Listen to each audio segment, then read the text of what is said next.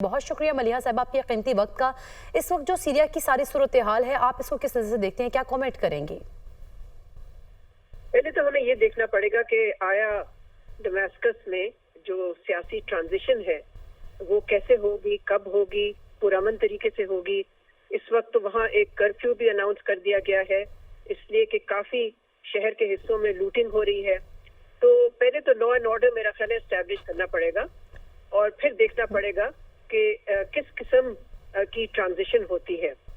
जो पहली स्टेटमेंट हमने सुनी है जुलानी की, जो कि हयात तहरीर अल शम के लीडर हैं, जो मिलिटेंट ऑर्गेनाइजेशन है जिसने कब्जा किया है दमास्कस पे, उसमें उन्होंने कहा है कि वो चाहते हैं कि सीरिया एक आज़ाद और जमहूरी रियासत बने और वो इसमें पूरे अपना भरपूर हिस्सा लेने को तैयार हैं, अपना रोल प्ले करेंगे।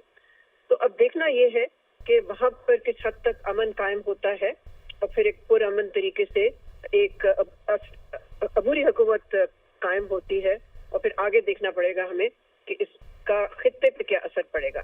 फिलहाल तो जो नजर आ रहा है वो ये है कि ये एक सियासी ज़लज़ले से कम नहीं थी ये डेवलपमेंट, और इससे पूरे खित्ते का सियासी नक्शा बदल रहा है मेरा ख्याल है।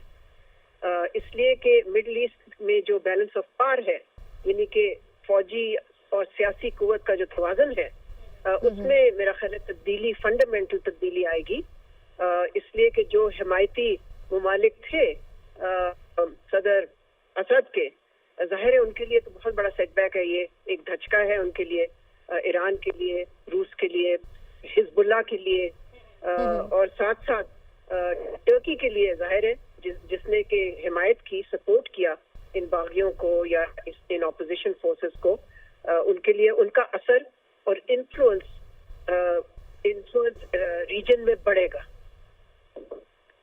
बिल्कुल, लेकिन मलिहा साहब अगर हम सूरत हाल देखें, जिस तरह से बशार अल असद का 24 साल इक़्तिदार खत्म हुआ है, आपको लगता है कि ये क्या कम बैक कर सकते हैं माजी की तरह, अगर हम माजी में मिसालें देखें तो? नहीं, बिल्कुल भी इसका कोई इम्कान नहीं, मेरा ख्याल है इसका ज़ीरो इम्कान है। जिस किस्म के जश्न मनाए जा रहे हैं, जिनकी रिपोर्ट्स आ रही है इस वक्त पूरे शाम में और दमास्कस में, उससे तो यही लगता है कि ये जो 50 साल से ज्यादा एक खानदान की हुक्मरानी थी, उससे लोग बिल्कुल तंग आए हुए थे। और जिस किस्म की हुकूमत भी उन्होंने की, जो कि रिप्रेशन से भरपूर थी, उन्होंने बहुत किस्म के ह्यूमन राइट्स वायलेशंस किए, लोगों को बहुत ही, यानी कि एक रिप्रेसिव किस्म के रियासत में उन पे बहुत ही बर्बरियत की, केमिकल वेपन्स भी इस्तेमाल किए। तो मैं नहीं समझती कि उनकी वापसी का कोई इम्कान है। ठीक है, बहुत शुक्रिया मलिहा लोधी साहिबा और हुमा बकाई साहबा हमारे साथ मौजूद थी अपना कीमती वक्त दुनिया न्यूज़ को देने का।